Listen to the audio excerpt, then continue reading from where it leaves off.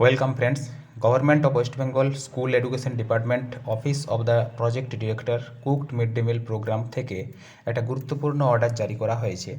অর্ডারটি দেওয়া হয়েছে 11/2/2025 তারিখে। দেখুন, from the project director cooked mid day meal program school education department দেওয়া হয়েছে দ্য ডিস্ট্রিক্ট ম্যাজিস্ট্রেট অল, অর্থাৎ সমস্ত জেলার ডিস্ট্রিক্ট ম্যাজিস্ট্রেটদের উদ্দেশ্যে। এছাড়াও আরও অন্যান্য জায়গায় এটি দেওয়া হয়েছে।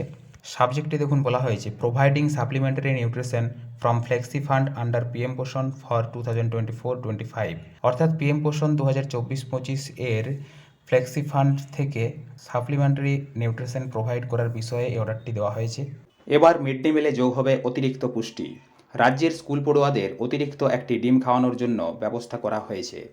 2024-25 অর্থবর্ষের ফ্লেক্সি ফান্ড হিসাবে বরাদ্দ 7,562.53 লক্ষ টাকা থেকে যে টাকা অতিরিক্ত রয়েছে সেখান থেকেই পড়ুয়াদের জন্য এই পুষ্টিকর খাবারের ব্যবস্থা করা হবে। স্কুল শিক্ষা দপ্তর জানিয়েছে, রাজ্যের 85,93,783 জন পড়ুয়াকে সপ্তাহে 2 দিন করে অতিরিক্ত ডিম দিতে হবে। আগে যা 1 দিন করে দেওয়া হতো। এর জন্য স্টুডেন্ট পিছু 8 টাকা করে বরাদ্দ করা হবে 11 দিনের জন্য বলে এই অর্ডারে বলা হয়েছে। মিড ডে মিলে এই বাড়তি পুষ্টি সংযোজনের সময়সীমা 31 মার্চ 2025 পর্যন্ত করা হয়েছে বলে এই নির্দেশিকায় দেওয়া হয়েছে।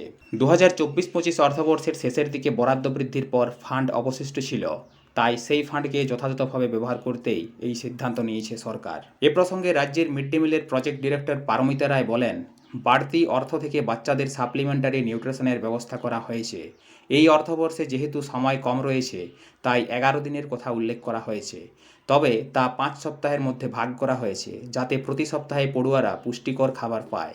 তিনি আরও বলেন, তৃতীয় ত্রৈমাসিকের শেষের যে টাকা অবশিষ্ট রয়েছে তা দিয়ে এই সাপ্লিমেন্টারি ফুডের ব্যবস্থা করা হয়েছে। ফ্রেন্ডস, এই তথ্যটি আমি আপনাদের সাথে শেয়ার করলাম। ধন্যবাদ।